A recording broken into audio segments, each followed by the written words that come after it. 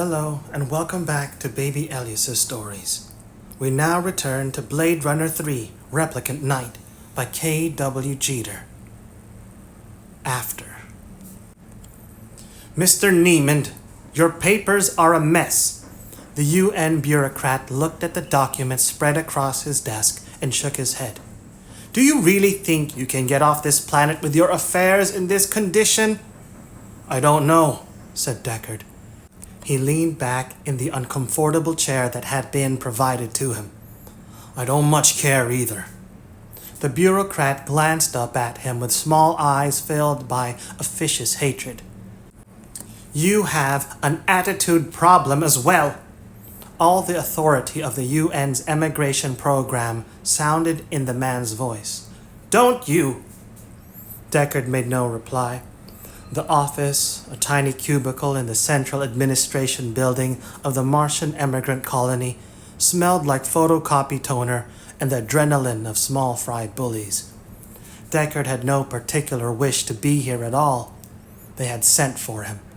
The announcement of the resumption of travel to the far colonies had gone out a couple of weeks ago, but he hadn't bothered to make an application. Let them come find me, he decided. And they had. The uniformed security men had shown up at the hovel, asking for him by pseudonym. He told the Rachel child to wait for him, that he'd be back before too long. Then he'd pulled the door shut and had gone off with the grim-faced men on either side of him. Your original entry visa, the bureaucrat flipped through a passport, shows that you came here with your wife. The mean little eyes raised from the leatherette-bound booklet. Where's Mrs. Niemand? Deckard didn't even bother to shrug.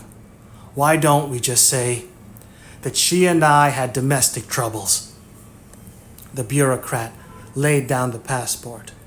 There's also nothing in the Niemand family documents about having a little girl with you. When you came to Mars, you were childless. This time he shrugged. The domestic troubles didn't start right away. Obviously, from what our sources tell us, this child, the small eyes glanced at another sheet of paper, reportedly named Rachel, is 10 years old. That sounds about right. Mr. Niemand. The bureaucrat touched his fingertips together in a cage. You haven't been on Mars for 10 years. Then it's a mystery, isn't it? Deckard looked straight back into the man's eyes. How these things come about? No, it's not. Through his steepled hands, the bureaucrat regarded the figure on the other side of him. Why don't we just cut the crap? We know who you really are. Another shrug. Good for you. We've gotten our orders, Mr. Niemand.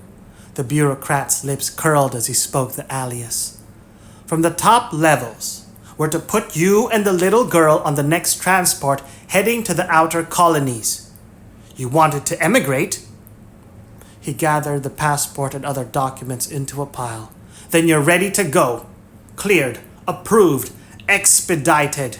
You're out of here.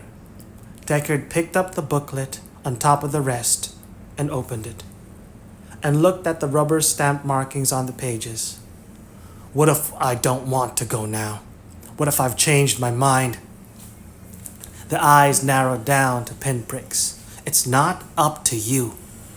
He regarded his own hologram photo at the front of the passport, then laid it down. You say you know who I am. Deckard kept his voice level, emotionless. But what about you? Who are you? The bureaucrat's gaze shifted uneasily. That doesn't matter, Mr. Niemand. It matters to me. Deckard leaned forward. I don't know who the hell you are. You could be anybody. His voice grated harder. You could be the UN. You could be the cops. Maybe you're really working for the LAPD. You could be the rep simps. I don't know how far they've infiltrated the authorities. Maybe, he studied the other man's round, insignificant face. Maybe you're the Tyrell Corporation, that shadow of it. I just don't know. Let's face it, The bureaucrat showed an unpleasant smile. Your track record on this sort of thing isn't the greatest. You can't even tell if I'm human or not. You're right. I can't even tell about myself anymore. Deckard slowly shook his head. And I don't know why you want me to go out there, to the stars.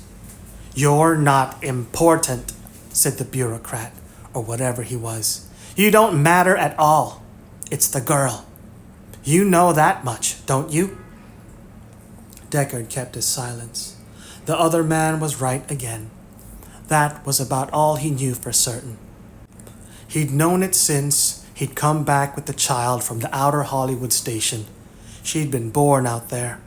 Far away, he mused, and strange. The first replicant child, the beginning of that other species' inheritance, of all that had once been considered the exclusive province of human beings. There had been other things he'd agreed to carry to that place he'd never seen, and he'd lost them. For good or ill, he didn't know. But he still had the child with him, a child bearing his dead love's name, and her face with those dark, quietly watching eyes. Rachel.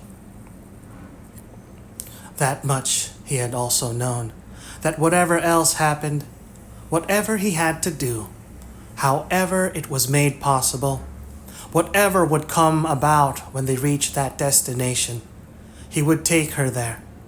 That was the job he had, the job that he'd accepted. All right, said Deckard. He gathered up the other documents and held them with the passport in his hands.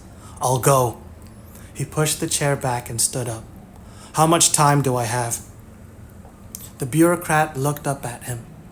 The transport leaves in 12 hours. The small eyes were almost kind. You're doing the right thing, Mr. Niemand. I don't know that. Deckard tucked the documents inside his jacket. He turned and grasped the knob of the office's thin door, then glanced over his shoulder at the other man. And neither do you. It's not up to us, Mr. Niemand. Probably not. He pulled open the door. Maybe out there, I'll find out who does decide. And then I'll know. The bureaucrat nodded. Perhaps. Deckard shut the door behind himself and headed down the narrow corridor. There was no hurry. The few things he had packed for himself and the little girl wouldn't take long. Whatever else they might need, he supposed, would be waiting for them at their journey's end. The end. Good night, baby Elias.